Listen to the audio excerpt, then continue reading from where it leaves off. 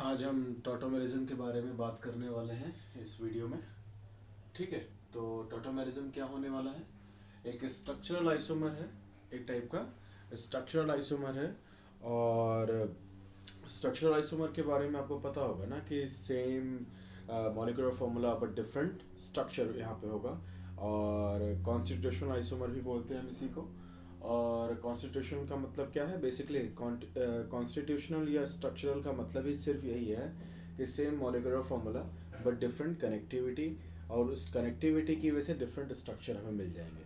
समझ पा रहे हो कैसे मिलेंगे? आइए आज कुछ हम इस पर बात करेंगे। और इस कनेक्शन की वजह से क्या होगा, कुछ प्रॉपर्टीज में भी डिफरेंसेस आएंगे जिनके बारे में हम डिटेल में बातें करने वाले हैं। ठीक है, तो देखिए यहाँ पे आपके पास इनॉल है और कीटो, थोड़ा बहुत आपने सुन रखा होगा। ठीक है ना? तो जो सुन रखा है मैं वहीं से स्टार्ट करता हूँ और बाकी बातें इसमें क्या होंगी, ऐड होती जाएंगी। ठीक है ना? तो देखिए आपके पास है इनॉल फॉर्म। इनॉल इसका नाम कैसे पड़ा है? क्योंकि कार्बन कार्बन के बीच में क्या है, डबल बॉन्ड है। और डबल बॉन्ड के लिए एल्कीन होता है। एल्कीन के लिए हम लास्ट में सफिक्स यानी कि आप लगाते हो ना इन। और अल्कोहल है, और अल्कोहल के लिए आप क्या लगाते हो आईयूपीएसी में सफिक्स ऑल, ओ एल। ठीक है ना? तो इन और ऑल, इन और ऑल जस्ट इसमें जो ये सेटअप है ना डबल बॉन्ड और ओ एच, इसके लिए बोला गया है। बाकी अगर आप स्पेसिफिक बोलोगे तो क्या है, prop one en two ol इसका नाम है पूरा आईयूपीएसी में। प्रोप क्यों? क्योंकि 3 कार्बन है। इन क्यों? क्योंकि डबल बॉन्ड है। ऑल ओ एच के लिए, और वो किस पोजीशन पे है मेन चेन की, सेकंड कार्बन पे, इसलिए टू ऑल लगाएंगे। ठीक है ना? ये कीटो फॉर्म है क्योंकि आप जानते हो इसको क्या बोलते हैं, 3 कार्बन का सी डबल बॉन्ड ओ, दोनों तरफ कार्बन लगे हों तो आप उसको क्या बोलते हैं, कीटोन बोलते हैं ना। कोई दिक्कत तो नहीं है। तो इस तरीके से ये कीटोन है, और कीटोन को शॉर्ट में हम बोल रहे हैं कीटो। और स्पेसिफिक अगर नाम बोलोगे तो इसका नाम क्या हो जाएगा, प्रोपेनोन। कुछ लोग इसे प्रोपेन टू ओन बोलने की भी कोशिश करते हैं, कोई दिक्कत नहीं है। अब उस पर बात फिर कभी कर लेंगे। टिपिकल ये प्रोपेनोन, और हमारे पास ये क्या, prop one en two ol, यानी कि ये इनॉल है, ये कीटो है। ध्यान दीजिएगा, ये इनॉल और कीटो का इंटर कन्वर्जन कैसे होगा ना, कैसे ये इंटर कन्वर्ट होते हैं, कैसे ये इक्विलिब्रियम में होते हैं, इन्हीं पे हम डिटेल में बातें करने वाले हैं। और कुछ ऐसे और भी केसेस की बात करेंगे जो इनसे क्या है, सिमिलर है। समझ पा रहे हो, जो इनसे सिमिलर हैं। और इसी पैटर्न पे कहानियाँ कुछ और भी हम डिराइव करने वाले हैं। समझ पा रहे हो आगे चल के? तो बेसिक एग्जांपल से स्टार्ट करते हैं और दूर तक चलते जाएंगे। जरा देखिए क्या होगा। ये इनॉल और कीटो एक दूसरे के साथ क्या होते हैं, इक्विलिब्रियम में होते हैं। इक्विलिब्रियम का मतलब क्या होता है, दोनों ही चीजें होती हैं, दोनों ही चीजें एक साथ होती हैं। अगर मान लो इसे रिएक्टेंट बोल दूं, इसे प्रोडक्ट बोल दूं, तो दोनों ही चीजें क्या होती है जब एक साथ एग्जिस्ट करती है ना, हो सकता है कोई कम हो कोई ज्यादा हो, ये बात अलग है। कोई इसमें से रिएक्टेंट कम हो प्रोडक्ट ज्यादा हो, ये चीज अलग है। लेकिन दोनों ही चीजें क्या करेंगी, को एग्जिस्ट करेंगी। समझ पा रहे हो, दोनों ही चीजें एक साथ रहेंगी। ठीक है ना? अब इसमें से कौन ज्यादा कौन कम, क्यों ज्यादा क्यों कम, किसका अमाउंट, किसकी कॉन्सेंट्रेशन, ठीक है ना? तो वो सब बातें, उन सब फैक्टर्स पे भी हम बातें करेंगे आगे चल के। क्या होगा, रैपिड इंटर कन्वर्जन होगा। ध्यान दो, ये इनॉल से कीटो फॉर्म जो है जा रहे हैं ना, इनके बीच में रैपिड इंटर कन्वर्जन होता है, खासतौर पे तब जब हम क्या करते हैं, जब हम कोई एसिडिक या बेसिक मीडियम का कैटलिस्ट यूज करते हैं। कैसे ये इसकी रेट को, कैसे इंटर कन्वर्जन की रेट को अफेक्ट करता है, इसके बारे में भी हम बातें करेंगे मैकेनिज्म के सेक्शन में। ठीक है ना? या भी सारे पॉइंट्स मैं आपको बता रहा हूँ क्या क्या हम देखने वाले हैं, और वन बाय वन हम इससे बात करेंगे। देखो ध्यान से, but it is also found that, मतलब रिसर्च करी गई, तमाम एक्सपेरिमेंट्स किए गए, तो बताया गया कि भाई ये जो इंटर कन्वर्जन है ना इनॉल और कीटो का, इसको हम क्या कर सकते हैं, स्लो डाउन भी कर सकते हैं। अच्छा, स्लो डाउन कर सकते हो तो इससे फायदा क्या होगा? इससे फायदा ये होगा, जरा समझो। जब एक दूसरे के फॉर्म में ये इंटर कन्वर्टेबल है ना, वो भी रैपिड इंटर कन्वर्जन है, तो फिर क्या होगा, इनको जैसे मान लो आपको इनॉल बाहर निकालना है, कीटोन बाहर निकालना है, तो चूंकि हाईली इंटर कन्वर्टेबल है, तो इसलिए इनको अलग कर पाना क्या होगा, बहुत ही मुश्किल होगा आपके लिए, बहुत ही ज्यादा मुश्किल होने वाला है।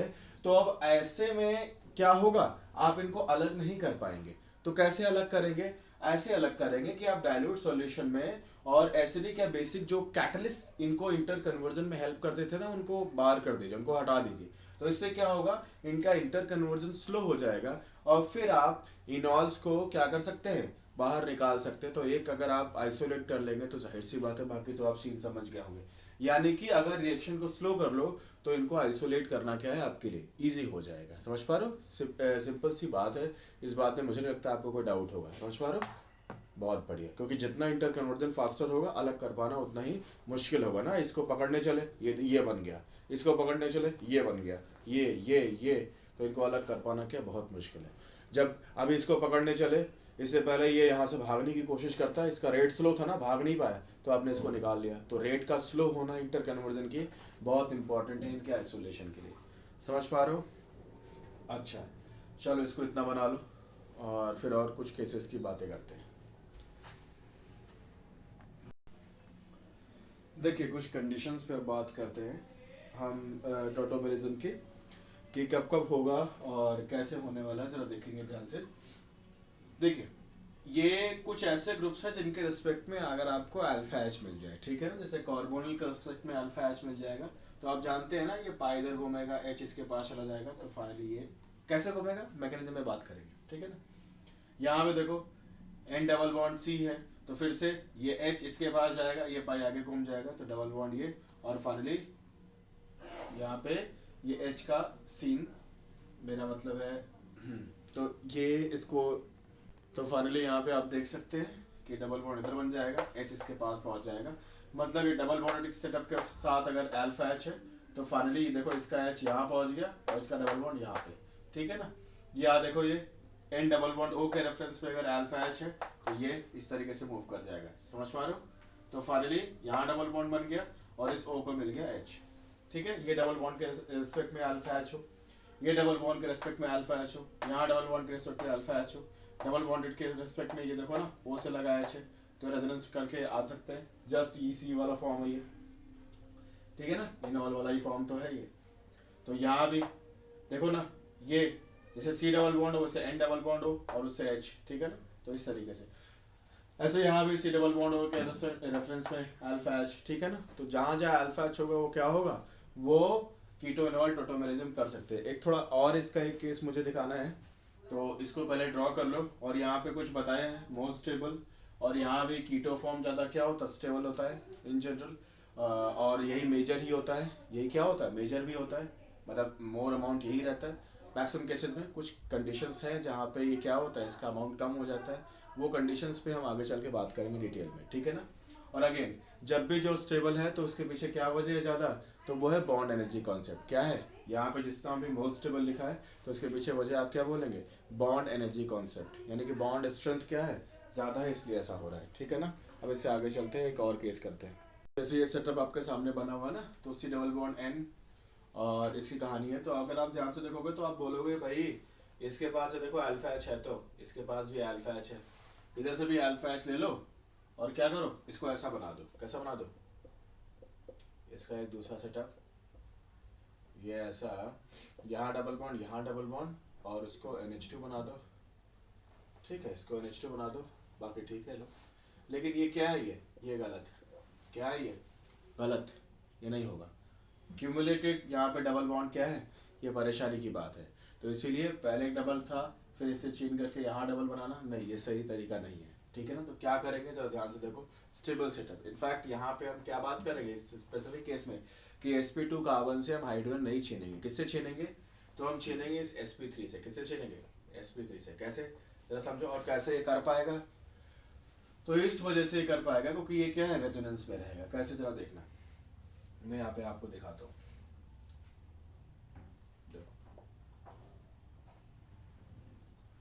अब वही बेस वाली बात जरा लगा देता हूँ, ठीक है ना। ये H जब बेस आकर के, मान लो बेस आया, इसको H प्लस को छीना, इस H प्लस को क्या किया, छीना, तो यहाँ पे जो डबल बॉन्ड NH है ना, तो बॉन्डिंग के दोनों इलेक्ट्रॉन इस कार्बन के पास आ जाएंगे, बॉन्डिंग के दोनों इलेक्ट्रॉन इस कार्बन के पास आ जाएंगे। और इस कार्बन के पास आने के बाद ये नेगेटिव जो है कुछ ऐसा बन जाएगा। तो देखना, मैं थोड़ा स्टेप्स को सारे तोड़ के दिखा रहा हूँ आपको, ठीक है ना। यहाँ से ये बेस आपको बता था, बेस कैटलाइज्ड, H प्लस छीन के भग गया ना, बॉन्डिंग के दोनों इलेक्ट्रॉन इस नेगेटिव के पास आ गए, एक H छीन के भग गया। अब ये देखो, ये नेगेटिव आगे और ये आगे और ये पाए इस पे, तो फाइनली क्या बन जाना, जरा ध्यान से देखना जरा, ध्यान से देखना, यहाँ डबल बॉन्ड, देखो ये नेगेटिव जहां से एच छीना ये रेजोनेंस में है तो अपना इम्पैक्ट डालेगा टॉटोमेरिज्म में, और फाइनली यहाँ पे एन पे क्या आ जाएगा माइनस, एन पे क्या आ जाएगा माइनस, ये डबल ऐसे ही रहेगा। अब जरा ध्यान से देखना, ये एन पे जो माइनस आया है ना, सॉल्यूशन है ना आपके पास, या ये ओ एच जब एच प्लस छिनेगा तो कुछ आपके पास वाटर भी होंगे ना, और ये एन माइनस क्या होता है बहुत ही reactive, N minus O minus C minus ये सब क्या होते हैं बहुत ही रिएक्टिव होते हैं।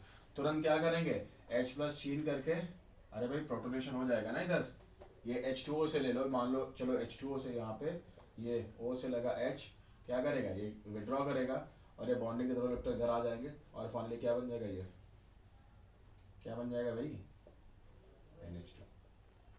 तो एक खास केस है, ध्यान देना, ठीक है ना।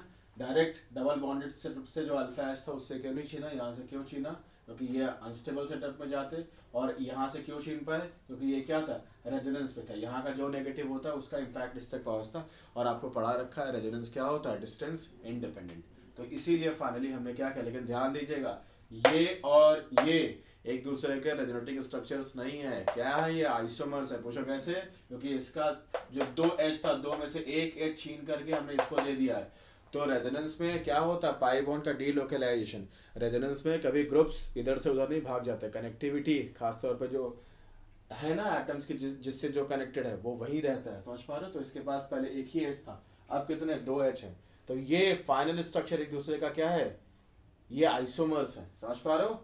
स्ट्रक्चर दिस और स्ट्रक्चर दिस ये दोनों क्या है दूसरे के आइसोमर्स है, समझ पा रहे हो, कोई दिक्कत तो नहीं, बहुत बढ़िया।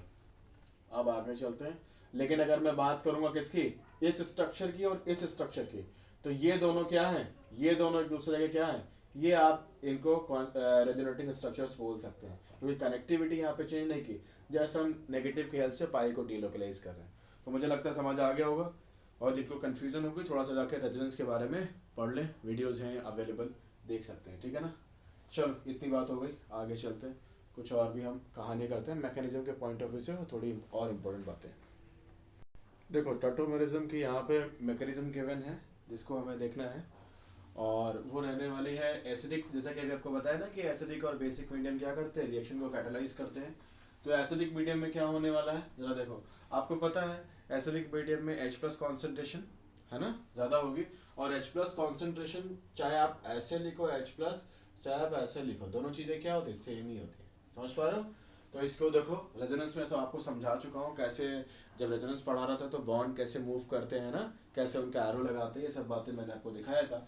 ओ के लोन पेयर का यूज करके ये H पे अटैक करेगा क्योंकि इसके पास इलेक्ट्रॉन रिच है, ये ऑक्सीजन इलेक्ट्रॉन डेंसिटी अपनी ओर विड्रॉ करेगा हाइड्रोजन की तरफ से, तो हाइड्रोजन इलेक्ट्रॉन डिफिशिएंट होगा, पार्शियल पॉजिटिव होगा, तो ये O इलेक्ट्रॉन रिच है, इसने क्या किया इसकी तरफ अटैक किया, जैसे अटैक किया यहाँ से इसको H प्लस चाहिए था, H प्लस आ गया इसके पास, बॉन्डिंग के दोनों इलेक्ट्रॉन O पे घूम गए, वो H2O के फॉर्म में बाहर निकल गया। अब यहाँ पे इस पे आ गया पॉजिटिव, आपको पता है कि ऐसा हमने किया क्यों, क्योंकि एक नॉर्मल ऑक्सीजन तो कार्बन की तरफ से इलेक्ट्रॉन डेंसिटी विड्रॉ कर ही रहा है, समझ पा रहे हो, लेकिन पार्शियल ये जो कंप्लीट पॉजिटिव के साथ जो ऑक्सीजन है ये और भी परेशान है, तो और भी परेशान होगा तो इलेक्ट्रॉन डेंसिटी अपनी ओर और भी आसानी से खींचेगा और भी ज़्यादा खींचेगा, क्योंकि समझ रहे हो कोई दिक्कत तो नहीं, मतलब एक पहले क्या हो बहुत ही मतलब बहुत ही खतरनाक कोई डिक्टेटर हो, ठीक है ना, तो वो पूरी अपनी जनता को आमतौर पे क्या करके रखता है परेशान करके रखता है, डरा के रखता है ना। कई बारी आपने बहुत सारे डिक्टेटर्स के नाम आपके दिमाग में आ भी गए होंगे, समझ पा रहे हो, और ऊपर से क्या कर दिया जाए, ऊपर से उसे परेशान कर दिया जाए, मतलब एक तो पहले ही से वो खतरनाक था, ऊपर से उसको परेशान कर दो, अब अपनी जनता को या आसपास के लोगों को या आम लोगों पे अब उसका इम्पैक्ट और भी ज़्यादा होगा, और भी खतरनाक अब वो लगेगा, और भी डेंजरस लगेगा, और भी ज़बरदस्त इम्पैक्ट डालेगा वो। तो वही बात यहाँ भी, पहले ही ऑक्सीजन मोर इलेक्ट्रोनेगेटिव था, उस पे से इसको प्रोटोनेट करके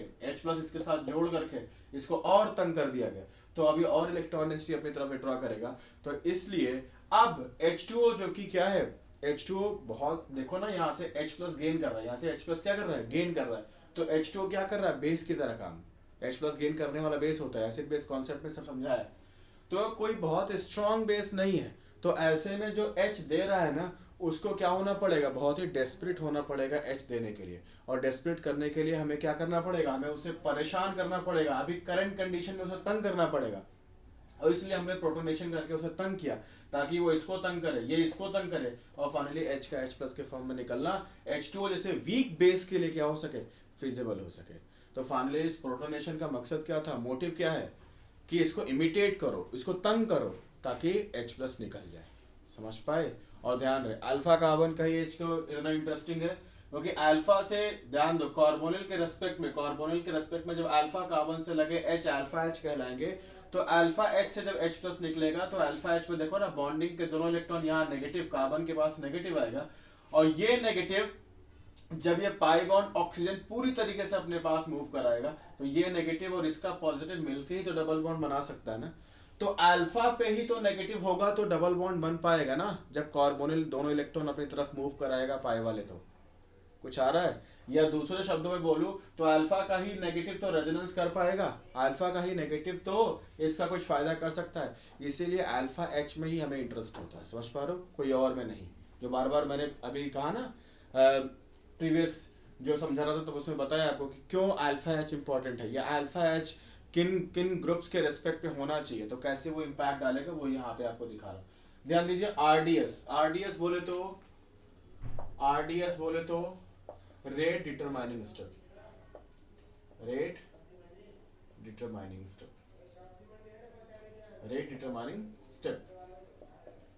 एक बात मुझे बताओ, आपने कई बार सुना होगा ना कि हमारे जो नेबर्स हैं, पड़ोसी मुल्क, वहाँ से क्या हुआ, पड़ोसी मुल्क, ठीक है ना, वहाँ से क्या होती है, घुसपैठ होती है। घुसपैठ जानते हो ना, बॉर्डर क्रॉस करके उनके लोग जो कि कई बार नेगेटिव इम्पैक्ट डालने के लिए हमारे देश पे घुस आते हैं ना, बॉर्डर पार करके। ऐसा सुना होगा, ऐसी है ना, ऐसी न्यूज़ तो आपने सुनी होगी। तो क्या होता है उनके लिए सबसे मुश्किल, सबसे उनकी जान खतरे में कब होती है सबसे ज़्यादा, जब वो बॉर्डर क्रॉस कर रहे होते हैं, जब वो घुसपैठ कर रहे होते हैं अपने देश से, उनका जो देश है उनसे हमारे देश में जब आ रहे होते हैं ना, तो सबसे मुश्किल बॉर्डर को क्रॉस करना होता है क्योंकि वहाँ पे उनको गोलियां भी मिल सकती हैं। समझ पा रहे हो?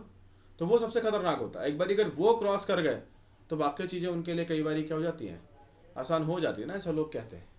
कोई दिक्कत तो नहीं, कहानी समझ पा रहे हो? तो बस वही कहानी। तो उनके लिए रेट डिटरमाइनिंग सबसे खतरनाक चीज़ क्या है, बस बॉर्डर क्रॉस हो जाए उसके बाद तो कोई दिक्कत ही नहीं है, हमारे जैसे ही दिखते हैं, हमारे जैसे ही बिहेव करते हैं, कई बारी हमारे जैसे ही, तो क्या होता है उनको पहचानना बड़ा मुश्किल होता है। समझ पा रहे हो? या उनको ढूंढ पाना बड़ा मुश्किल होता है। कई बारी उनके लोग भी तो होते हैं जो उनको सपोर्ट कर सकते हैं, है ना। अरे भाई किसी के पास तो आते हैं ना, किसी के पास तो जुड़ेंगे ना, मैं नहीं कहता हमेशा, बट कभी कभार ऐसा सुनने को आया है। समझ पा रहे हो कहानी, कोई दिक्कत तो नहीं है। तो वही बात यहाँ भी आपको समझनी है कि बाकी सब तो ठीक है, लेकिन सबसे खतरनाक वो स्टेप जो अगर हो जाए तो बात बन जाए, या वही सबसे इंपॉर्टेंट है, या वही सिर्फ डिस्टर्बेंस क्रिएट कर सकती है, वही रिएक्शन को कितनी आसानी से होगी या कितनी मुश्किल से होगी, ये बात डिसाइड करने वाली जो स्टेप होती है उसको बोलते हैं RDS, rate determining step. Border cross करना ही सबसे ज्यादा क्या है, क्रूशियल। उसके बाद उसके पहले तो चीजें क्या होंगी, आसानी होंगी ना। तो इसलिए यहाँ पे इसको हम यहाँ से जो अल्फा कार्बन से H का जाना ही यही रेट डिटरमाइनिंग है। यही क्या है, रेट डिटरमाइनिंग। आपको भी समझाया, बहुत स्ट्रॉन्ग बेस नहीं है ये, तो इसका जितना तंग होगा उतना ये विड्रॉ करेगा। तो ये क्या है, ये इसका H देना जितना आसान होगा, ये इसका H लेना जितना आसान होगा, वही यहाँ पे सबसे इंपॉर्टेंट होगा। समझ आ गया होगा? और फिर से देखो एंड में यहाँ पे हाइड्रोनियम बन के तैयार हो गया, अब फिर ये जाके नॉर्मल कार्बोनिल पे अटैक करेगा, फिर यही बनाएगा, और ये साइकिल चलती रहेगी। ये याद रखना, स्टेप्स रिवर्सिबल हैं, वो आपको दिखा दिए। अब देखो जरा बेसिक मीडियम में क्या होने वाला है। बेसिक मीडियम में तो आपके पास खतरनाक OH माइनस पहले ही आ गया ना। OH माइनस ने अल्फा कार्बन से बोला लाओ भाई H प्लस दो, अल्फा कार्बन में बॉन्डिंग के दोनों इलेक्ट्रॉन नेगेटिव के फॉर्म में घूमे। ऑक्सीजन जैसे पाई बॉन्ड अपनी तरफ मूव कराएगा, ये नेगेटिव और ये पॉजिटिव मिलकर क्या बना देंगे, बॉन्ड O माइनस। आपको पता है जब ये OH माइनस से अल्फा H छीन के गया तो वाटर तो बनेगा ही नहीं। और आपको अभी बताया कि O minus, N minus, C minus सब क्या होते हैं, बहुत ज़्यादा रिएक्टिव होते हैं। कोई भी एसिडिक H हो, खासतौर पे आपको बताया है पहले भी एसिडिक स्ट्रेंथ में कि O से लगा H क्या होता है, एसिडिक होता है, क्योंकि O अपनी तरफ इलेक्ट्रॉन इंस्टेंट विड्रॉ करके रखता है, H पे पार्शियल पॉजिटिव होता है, O नेगेटिव तुरंत अटैक करके उसे H प्लस को छीन लेगा और फिर ये OH बन जाएगा, डबल बॉन्ड पहले बन चुका था, OH माइनस यहाँ पे आ जाएगा। मुझे लगता है ये सब समझ चुके हो। जिनको इतने पे भी अगर दिक्कत हो तो ज़बरदस्त तुम्हारे रेजोनेंस के कॉन्सेप्ट क्या हुए हैं, बॉन्ड रोटेशन के कॉन्सेप्ट तुम्हारे क्या हुए हैं, ये दोनों चीज़ें तुम्हारी ज़बरदस्त तरीके से क्या ख़राब है। बेसिक भी तुम एसिडिक स्ट्रेंथ और बेसिक स्ट्रेंथ का जो फंडामेंटल कॉन्सेप्ट है वो भी तुम नहीं जानते हो। प्रीवियस वीडियोज़ में सब बातें एक्सप्लेन कर चुका हूँ, जाके देखो, ठीक है ना। और जिनको समझ आ गया, इससे अच्छा क्या हो सकता है। आगे चलते हैं, ठीक है, कुछ और एग्जाम्पल से बातें करते हैं। देखो कुछ और भी क्वेश्चंस को यहाँ पे, जैसे कुछ स्ट्रक्चर्स आपको गिवन है, ठीक है ना, जो टॉटोमेरिज्म कर सकते हैं, क्योंकि कार्बोनिल के रेफरेंस में इधर भी अल्फा एच है, इधर भी अल्फा एच, ठीक है ना। कार्बोनिल से दोनों कार्बन लगे, कार्बन को अल्फा बोलते हैं ना, तो उनसे लगे एच को अल्फा एच बोलेंगे, ठीक है। यहाँ भी देखो तो इस डबल बॉन्ड एन के सेटअप से लगे इधर भी अल्फा एच और इस कार्बन का भी अल्फा एच है, ठीक है ना। क्या हम दोनों में अंतर बात करेंगे। तो अब हम ये डिसाइड करेंगे, यहाँ पे देखो कार्बोनिल के रेफरेंस में इधर भी अल्फा एच, इधर भी अल्फा एच, तो इससे बात करेंगे। मतलब जो हमारे पास एक से ज़्यादा अल्फा एच हो एक से ज़्यादा डायरेक्शन में, ठीक है। तो अब पॉइंट ये है, इनॉल हम बनाएंगे, इनॉल दोनों बन सकते हैं, लेकिन कौन सा इनॉल मेजर होगा, कौन सा इनॉल ज़्यादा फिजिबल होगा, कौन सा इनॉल मोर अमाउंट में बनेगा, कौन सा इनॉल मोर स्टेबल होगा। ध्यान दीजिएगा, जब मैं बात बोल रहा हूँ दोनों इनॉल्स के आपस में कंपैरिजन यहाँ पे चल रहे हैं। मैं रिपीट कर रहा हूँ, एक इनॉल ये, एक इनॉल ये, दो इनॉल पॉसिबल हैं, तो ये इनॉल ज़्यादा स्टेबल होगा या ये इनॉल मेजर होगा या ये इनॉल। समझ पा रहे हो। तो इस बात का कंपैरिजन चल रहा है, दोनों इनॉल्स में आपस में कंपैरिजन चल रहा है। कंफ्यूज मत हो जाना, चलो देखो ध्यान से। अब अगर मैं इससे H लूंगा, ध्यान दो, यहां से H प्लस छीन लूं और फिर फाइनली डबल बॉन्ड, ये OH, वो सब तो समझा चुका हूं मैकेनिज्म में। तो जरा ध्यान से देखना, अगर यहां से छीनूंगा तो फिर ये वाला बनेगा, और अगर इससे H छीनूं तो फिर यहां डबल बॉन्ड बनेगा। ध्यान दो, ये डबल बॉन्ड रिंग के साथ क्या कर सकता है, रेजोनेंस। ये डबल बॉन्ड क्या कर सकता है, रिंग के साथ रेजोनेंस। लेकिन ये डबल बॉन्ड जस्ट अपनी जगह ही रहेगा, जस्ट अपनी जगह ही रहेगा। कुछ आया समझ में। मान लो जैसे इस पोजीशन पे देखो, यहाँ पे इस पोजीशन पे OH है, तो मैंने अभी जस्ट एल्कीन बना के दिखाया आपको। अगर मैं OH भी दिखा दूं, क्या दिखा दूं, अगर मैं यहाँ पे OH भी लगा दूं, तो जरा ध्यान से देखना क्या होगा। देखो ये डबल बॉन्ड इधर आगे घूमेगा, ये इधर घूमेगा, ये इधर घूमेगा, तो फाइनली ये सब के आपस में क्या कर रहे हैं, रेजोनेंस में पार्टिसिपेट कर रहा है। मतलब जो OH है वो बेंजीन के साथ क्या रहेगा, रेजोनेंस में, तो ज़्यादा स्टेबल होगा, तो इसलिए मेजर इनॉल होगा। और ये क्या होगा, ये माइनर होगा, क्योंकि बेंजीन के साथ ये कुछ नहीं कर सकता, ये आपस में जो सर्कस करें, इसलिए ये इनॉल मेजर, ये माइनर। जरा ये वाला एग्जांपल देखो, अगर कार्बोनिल, ये वाला कार्बोनिल है, अगर इससे छीने या ये कार्बोनिल इससे छीने, या ये कार्बोनिल इससे छीने या ये कार्बोनिल इससे छीने, तो क्या फर्क आएगा, चलो देखना। अगर जो बीच वाला कार्बन है, पहली बात तो ये जान जाओ, एक छोटी सी बात, इसको बोलते हैं एक्टिव मिथाइलिन। मैं बोल्ड कर दूं क्या, एक्टिव मिथाइलिन, क्या बोलते हैं, एक्टिव मिथाइलिन, एक्टिव मिथाइलिन। पहली बात तो नोट कर लो इसको। क्यों एक्टिव मिथाइलिन, क्योंकि जब इस कार्बन से H प्लस जाएगा, इस कार्बन पे जब नेगेटिव आएगा, तो उस नेगेटिव को स्टेबलाइज करने के लिए इस कार्बोनिल का भी इस्तेमाल कर सकता है, इस कार्बोनिल का भी इस्तेमाल कर सकता है। तो इस कार्बन से H प्लस निकालना और भी आसान होगा, क्योंकि H प्लस निकालने के बाद जब कार्बन पे नेगेटिव आएगा, तो वो नेगेटिव को स्टेबलाइज करने वाले लोग जितने ज़्यादा होंगे ना, उस कार्बन का कॉन्फिडेंस उतना हाई होगा ना H प्लस लूज करने के लिए। मतलब इस कार्बन CH2 वाले से, एक्टिव मिथाइलिन से H प्लस लूज करना क्या होगा, रिलेटिवली ईजियर होगा देन इस कार्बन, देन इस कार्बन। पहली बात तो ये समझ जाओ, तो H प्लस लूज करना आसान है। तो फिर क्यों, क्योंकि इसका एनायन दो तरफ से स्टेबलाइज हो सकता है, वो डबल बॉन्ड O पे नेगेटिव, डबल बॉन्ड O पे नेगेटिव, ठीक है ना। तो दोनों तरफ से स्टेबलाइज हो सकता है, दो कंधे इसके पास है, ठीक है ना। तो पहली वजह तो ये है क्यों यहीं से H प्लस निकालना चाहिए, ठीक है। दूसरी बात क्या है, जरा समझना, जब ये डबल बॉन्ड आप इससे H प्लस निकालोगे, तो डबल बॉन्ड किसी एक तरफ तो बनाना पड़ेगा ना, एक टाइम पे तो इसकी तरफ बनेगा। तो मान लो यहाँ बना दिया, तो क्या होगा, जरा ध्यान से देखना, ये जो O के पास लोन पेयर है, ध्यान से, मैं बनाऊंगा एरो नहीं, बस समझ जाओ, ये लोन पेयर आगे घूमेगा, ये इधर घूमेगा, तो फिर ये इधर घूम जाएगा। तो फाइनली दूसरा सेटअप क्या बन जाएगा, डबल बॉन्ड यहाँ सिंगल हो जाएगा, डबल बॉन्ड यहाँ, और यहाँ OH बन जाना है। कोई दिक्कत तो नहीं, फाइनली पूरा सीन वही तो होगा ना। या ना सिर्फ रेजोनेंस करना चाहो तो डबल बॉन्ड यहाँ डबल बॉन्ड जाएगा, ये ऑक्सीजन पे नेगेटिव, मतलब इसका लोन पेयर इसके साथ डायरेक्टली क्या है, रेजोनेंस के थ्रू इन्वॉल्व है। समझ पा रहे हो, कोई दिक्कत तो नहीं। लेकिन अगर इसकी बात करोगे तो फिर एक ये देखो लोन पेयर इधर, ये नेगेटिव इधर, ठीक है ना। तो ये रेजोनेंस में ये सब एक साथ इन्वॉल्व नहीं है, इसलिए ज़्यादा स्टेबल स्ट्रक्चर ये होगा इनॉल में ही, और कम स्टेबल स्ट्रक्चर ये होगा, इसलिए जो ज़्यादा स्टेबल है वो क्या हो गया, मेजर। समझ पा रहे हो, दोनों इनॉल्स में ही कंपैरिजन चल रहा है, मुझे लगता है समझ गए होंगे। अगला देखो, देखो ये समझ पा रहे हो, ये क्या है, ये दिखा रहा कि ये नॉन प्लेनर सेटअप में है, किसमें, ये नॉन प्लेनर सेटअप में है, ठीक है।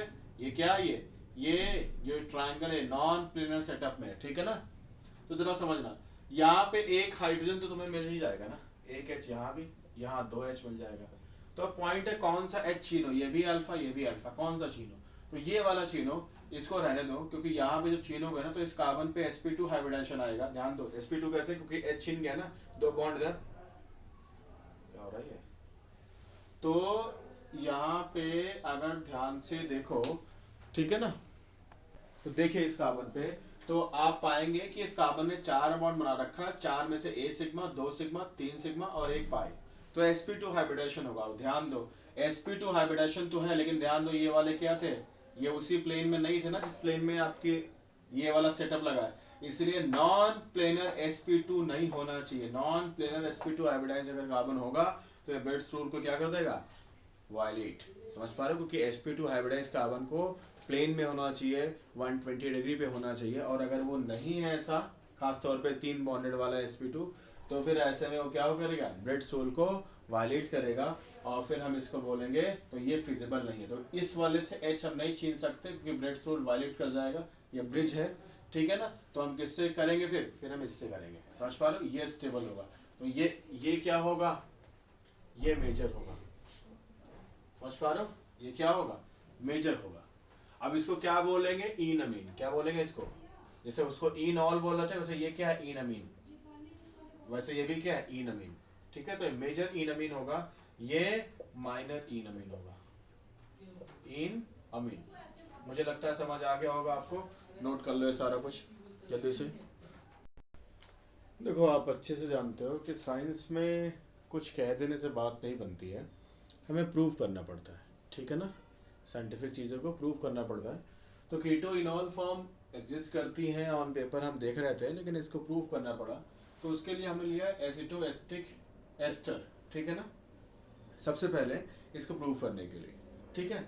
तो क्या होता है, देखो कीटो और इनॉल फॉर्म दोनों इसके बन सकते हैं ना, तो कीटो फॉर्म के लिए क्या प्रूफ है और इनॉल फॉर्म के लिए क्या है, मतलब कुछ कीटो और कुछ इनॉल की स्पेसिफिक रिएक्शन है जो होनी चाहिए। तो ध्यान दो, कीटो क्या है, कार्बोनिल ग्रुप है, क्या है, कार्बोनिल ग्रुप है, और आपको अच्छे से पता होना चाहिए। बीच में एक मैं लाइन ड्रॉ कर देता हूँ, ठीक है ना, ताकि आपको डाउट ना हो। तो कार्बोनिल ग्रुप में क्या होता है, ऑक्सीजन की तरफ पार्शियल पॉजिटिव, पार्शियल नेगेटिव, और कार्बन की तरफ पार्शियल पॉजिटिव चार्ज होता है, ठीक है ना। तो क्या होता है, यहाँ पे जो न्यूक्लियोफाइल्स है वो आके ऐड हो सकते हैं। न्यूक्लियोफाइल्स क्या हो सकते हैं, ऐड, कैसे, क्योंकि कार्बन यहाँ का है परेशान, तो कार्बन परेशान होगा तो ये बॉन्डिंग के दोनों इलेक्ट्रॉन जब न्यूक्लियोफाइल शेयर करेगा तो ऑक्सीजन के पास इलेक्ट्रॉन डेंसिटी चली जाएगी, और फाइनली क्या बन जाएगा, यहाँ पे ध्यान दो, ये न्यूक्लियोफाइल, एनयू बोले तो न्यूक्लियोफाइल मतलब इलेक्ट्रॉन रिच। मान लो यहाँ पे मैं सीधा सीधा ले लेता हूँ ना, Cn माइनस, ठीक है, सीधा सीधा ले लो ना, क्यों घुमा फिर आके बात करो, Cn माइनस, ठीक है ना, Cn आके लग गया, तो ये ऑक्सीजन पे आ गया नेगेटिव। और अभी आपको बताया कि ऑक्सीजन बहुत ही ज्यादा क्या होता है, O नेगेटिव, बहुत ही रिएक्टिव होता है, तो फाइनली वो H प्लस क्या कर लेगा, गेन कर लेगा, और यहाँ हम बेसिक मीडियम लगाते हैं ताकि वो H का H प्लस विड्रॉ कर ले। इसके बारे में कार्बोनिल कंपाउंड्स में डिटेल में बात करते हैं, ठीक है ना। O माइनस, और finally O minus H plus gain करने के बाद क्या बनाएगा, OH और Cn। तो ये कार्बन के पास OH और Cn जब होता है तब इसको बोलते हैं साइनोहाइड्रिन, क्या बोलते हैं इसको। तो अगर कीटो फॉर्म है, कार्बोनिल फॉर्म है, तो उस पर न्यूक्लियोफिलिक एडिशन पॉसिबल है ना, तो फिर ऐसे में वो HCN के साथ बेसिक मीडियम में रिएक्शन करने पे आपको साइनोहाइड्रिन देना चाहिए। तो बिल्कुल, तो इसका कीटो फॉर्म अगर एग्जिस्ट करता है तो उसको ये रिएक्शन देनी चाहिए, तो दिया, तो ऐसे में फिर क्या है, ये कीटो फॉर्म का एक टेस्ट हो गया। बाइसल्फाइड एडक्ट, ध्यान दीजिए, बाइसल्फाइड एडक्ट के बारे में, ये भी एक टाइप की न्यूक्लियोफिलिक एडिशन रिएक्शन है, कुछ इसी पैटर्न पे, और इसके बारे में कार्बोनिल कंपाउंड्स में हम डिटेल में बातें करेंगे। तो क्या है, ये न्यूक्लियोफिलिक एडिशंस कार्बोनिल कंपाउंड में बहुत ही कॉमन होती है, तो वो हो गई यहाँ पे, तो इसलिए हमने कीटो फॉर्म को कंफर्म किया। अब इनॉल फॉर्म का एविडेंस वो क्या है, ध्यान दो। FeCl3 के साथ रेडिश वायलेट कलर हमें मिला, ध्यान दीजिएगा। FeCl3, अब आप कोई कंफ्यूज मत हो जाना कि भाई फिनॉल में तो पढ़ा है, वो न्यूट्रल FeCl3 आपने पढ़ा तो है, बिल्कुल सही है, लेकिन ध्यान दीजिएगा FeCl3 के साथ अल्कोहल रिएक्शन नहीं करता। लेकिन जो इनॉल वाला सेटअप है, ध्यान दीजिएगा, ये कैरेक्टरिस्टिक टेस्ट है किसका, ये प्रॉपर इस सेटअप का इन ऑल अगर आपके पास है तो उसका ये क्या है, कैरेक्टरिस्टिक टेस्ट है, नॉर्मल अल्कोहल्स का नहीं है, इनॉल का है ये। तो इसका मतलब कंफर्म हो गया कि इनॉल है, ठीक है, क्योंकि डायरेक्ट उसी का टेस्ट हमने कर दिया और हमें कलर कुछ मिला है, समझ पा रहे हो, तो कंफर्म हुआ। अब आपको पता O से लगा H एसिडिक होता है ना, तो सोडियम और पोटेशियम एसिडिक H के साथ क्या करते हैं, रिएक्शन करते हैं, और फाइनली क्या बनता है, एल्कोक्साइड बन जाएगा और हाइड्रोजन गैस रिलीज होती है ना। आपने बार बार देखा है इसको, कोई दिक्कत तो नहीं है, बहुत बार देख रखा है, मुझे लगता है समझ आ गया। तो एसिडिक H होना मतलब अगर कीटो ही है तो कीटो में तो O से लगा H नहीं होना चाहिए ना, वो तो तभी पॉसिबल है O से लगा H जब इनॉल बने, और अगर इनॉल है तो फिर O से लगा H एसिडिक होगा, तो ऐसे में मेटल्स लाइक सोडियम पोटेशियम से क्या करना चाहिए, रिएक्शन करके हाइड्रोजन रिलीज करना चाहिए। तो ये भी एक इनॉल का टेस्ट हो गया। अगर जब इनॉल बनेगा तो कार्बन कार्बन के बीच में डबल बॉन्ड बनेगा। डबल बॉन्ड बनने का मतलब आप जानते हो, डबल बॉन्डेड कार्बन को या ट्रिपल बॉन्डेड कार्बन को क्या बोलते हैं, एल्कीन या एल्काइन के केस में हम इनको अनसैचुरेटेड हाइड्रोकार्बन बोलते हैं ना। तो अनसैचुरेटेड हाइड्रोकार्बन पे आप जानते हो कि Br2, थोड़ा बहुत तो आइडिया होना चाहिए कि Br2, जिसके बारे में एल्कीन के सेक्शन में डिटेल में बातें करेंगे, बहुत डिटेल में बातें करेंगे, लेकिन फिलहाल के लिए इतना ही कि Br2 जब तक सॉल्यूशन में होगा ना तब तक क्या होता है, कलर होता है, समझ पा रहे हो। जैसे ही पाई बॉन्ड दिखेगा, पाई बॉन्ड कुछ ऐसा करता है या कुछ ऐसा होता है जिसकी वजह से पाई बॉन्ड ब्रेक करके दोनों Br आके क्या हो जाते हैं, एल्कीन के साथ अटैच हो जाते हैं। तो अब आपके पास Br2 फ्री फॉर्म में है नहीं, Br2 की वजह से नूर था, कलर था, और अब Br2 जाके एल्कीन पे पाई बॉन्ड तोड़ के ऐड हो चुका है, तो इसलिए अब नूर गायब हो जाएगा। अब ये नूर तभी रहेगा, ये नूर तभी ऐड हो सकता है, Br2 तभी ऐड हो सकता है पाई बॉन्ड जब गिवन कार्बन के पास क्या हो, पाई बॉन्डेड सेटअप होना, जिसको ब्रेक किया जा सकता हो, जिसको तोड़ के ऐड हुआ जा सकता हो, यानी कि अनसैचुरेटेड हाइड्रोकार्बन का क्या ये टेस्ट है, समझ पा रहे हो, बहुत अच्छा। तो ये सारी बातें क्या प्रूव करती हैं कि इनॉल फॉर्म एग्जिस्ट करती है, ये सारी बातें क्या प्रूव करती हैं कि कीटो फॉर्म एग्जिस्ट करती है। तो दोनों के हमने क्या कर दिए, एविडेंस दे दिए कि दोनों होता है कि नहीं होता है, नोट कर लो। एक छोटी सी कहानी और भी देख लीजिए। आपने अभी मैंने आपसे कहा था ना कि कीटो फॉर्म ज़्यादा स्टेबल है इनॉल फॉर्म से, और वजह क्या, बॉन्ड एनर्जी, ठीक है ना। ऐसे और भी केसेस हमने देखा था ना, एमाइड और हिमेडॉल का, तो उसमें एमाइड को बोला था मोस्ट स्टेबल है due to bond energy concept, ठीक है ना। तो अब उसका एक एग्जांपल मैं आपको देता हूँ, ध्यान दीजिए। जब आप टॉटोमेरिज्म करते हो, खासतौर पे कीटो इनॉल की बात हम करें, तो उसमें क्या फ़र्क आता है, अल्फा एच से ओ जाकर अल्फा एच यहाँ से निकल करके ओ से लग जाता है, तो ओ ओ एच बन जाता है, और फाइनली यहाँ एक डबल बॉन्ड। तो चेंज अगर देखो ना, नेट चेंज जो आता है वो इतना ही आता है कि एक सी डबल बॉन्ड ओ वो नहीं रह जाता, और क्या बन क्या जाता है, सी डबल बॉन्ड सी, फर्क इतना होता है। और दूसरा फर्क क्या आता है कि एक H जो कार्बन के साथ बॉन्डेड है, वो H अब ऑक्सीजन के साथ बॉन्ड बन जाता है। यानी कि फर्क किस बात का आता है कि यहाँ का एक CO पाई टूटता है और CC पाई बनता है, एक CH पाई टूटता है और एक CH सिग्मा टूटता है और OH सिग्मा बनता है। और आपको पता है, भले ही आप पाई तोड़ के पाई बना रहे हो, भले ही आप सिग्मा तोड़ के सिग्मा बना रहे हो, लेकिन फ़र्क है इस बात में कि वो O से सिग्मा बॉन्डेड है या कार्बन से सिग्मा बॉन्डेड है, समझ पा रहे हो। भले ही आप पाई तोड़ के पाई बना रहे हो, बट वो पाई CO के बीच में या CC के बीच में, इस बात का फ़र्क पड़ता है, ठीक है ना। और मैं समझता हूँ बेसिक कॉन्सेप्ट आपको ओवरलैपिंग के, आपको सिग्मा पाई बॉन्ड, ये सब बातें basic concept of organic chemistry के जो 3 लेक्चर्स है उसमें बता चुका हूँ, जाके डिटेल में देखो जिनको इनमें भी दिक्कत हो, ठीक है ना, क्योंकि आप अच्छे लेवल के कॉन्सेप्ट सीख रहे हो, और बार बार अगर मैं वही सर्कस करता रहूँगा ना तो आगे कैसे बढ़ूंगा। और जिनको दिक्कत नहीं है, बहुत बढ़िया, चले दौड़ के चले मेरे साथ, और जिनको दिक्कत है जाके GOC के बेसिक्स देख के आओ और फिर बातें कनेक्ट करो, सीरियल के साथ आगे बढ़ो, तब चीज़ें कनेक्ट होंगी। अदरवाइज सब एकदम से तो नहीं है, सुपर कार निकलती है वैसे निकलेगा।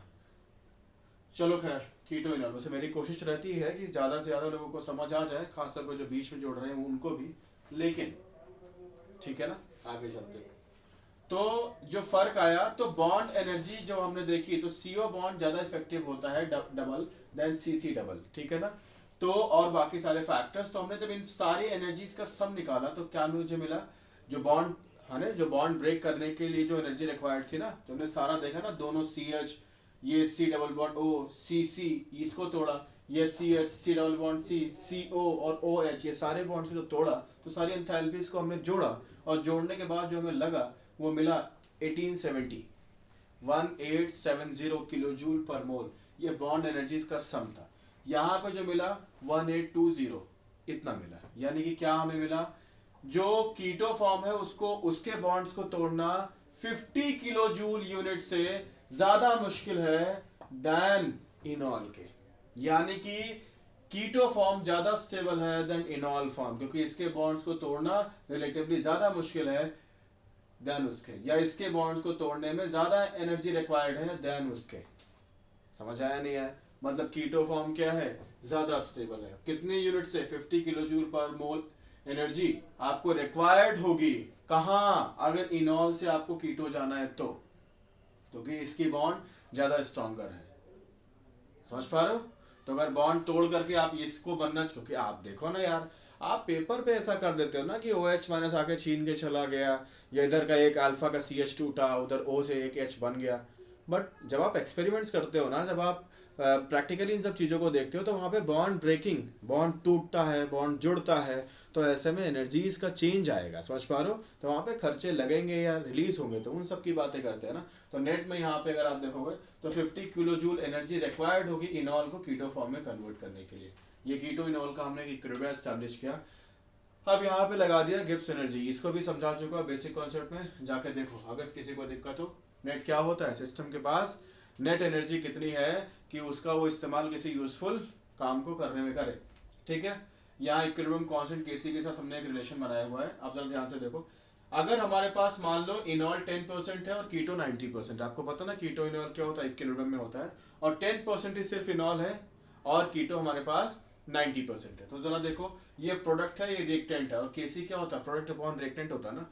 तो प्रोडक्ट हमने रखा 10, क्योंकि इनॉल को 10 लिया है, देखो इनॉल को 10 लिया है और कीटो को 90 लिया, तो 10/90 इसको सॉल्व करोगे तो इसकी जो वैल्यू आएगी वो 5.417 किलो जूल आएगी। समझ पा रहे हो। आर की वैल्यू आप रखोगे 8.31। टेम्परेचर स्टैंडर्ड कंडीशन में रखे है, तो टेम्परेचर बाय डिफॉल्ट जब कुछ नहीं गिवन है तो हमने 298 केल्विन लिया है। समझ पा रहे हो। इसको पूरा सॉल्व, 8.31 यहाँ, 298 यहाँ, लॉग की बेसिक समझ तुम्हें होगी, ऐसे मैं उम्मीद करता हूँ, ठीक है। तो इस तरीके से इसकी वैल्यू जो आई वो 5.417 आ गई, ठीक है ना। आप जरा ध्यान से देखना, यहाँ पे इसकी कहानी अगर करोगे, इसको सॉल्व किया तो इसकी वैल्यू है -5.417 किलो जूल। अगेन वही, आर की 8.31, टी 298 और लॉग 90/10 किया, तो ध्यान दो लॉग, चलो समझा ही दो हल्का सा, 0 0 उड़ जाएंगे, लॉग 9, लॉग 9 को आप क्या लिख सकते हो, 3 की पावर 2, 3 का स्क्वायर, ठीक है ना। तो log x to the power n, n log x हो जाता है, तो n बाहर, log 3 अंदर। log 3 की वैल्यू क्या होती है, 0.48 ना, तो 2 इंटू 0.48, ये वैल्यू किसकी हो जाएगी, log 90/10 की, और उसको r की 8.31, t का 298 मल्टीप्लाई करोगे तो आपकी ये वैल्यू आएगी, ध्यान दो, किलो जूल में, किसमें है, किलो में है।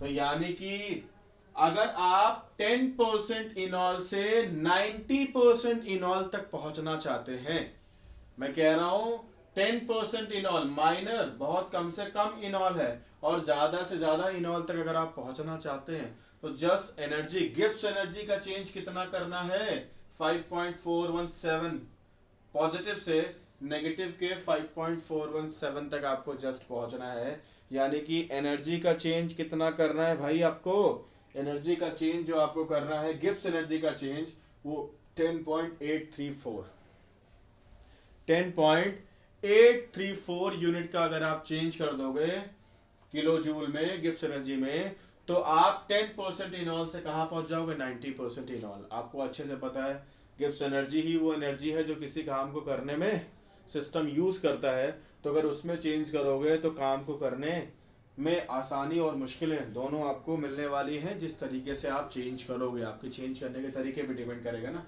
लेकिन ध्यान दीजिएगा, अगर छोटा भी चेंज करोगे तो वो के, इक्विलिब्रियम कांस्टेंट के की वैल्यू में बहुत बड़ा इंपैक्ट डालेगा। समझ पा रहे हो, जिसका एग्जांपल यहाँ पे आप देख सकते हो।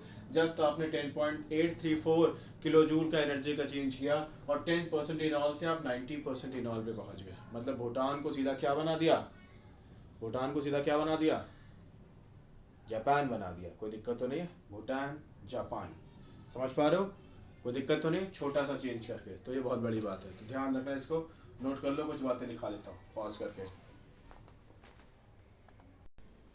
देखो ध्यान से।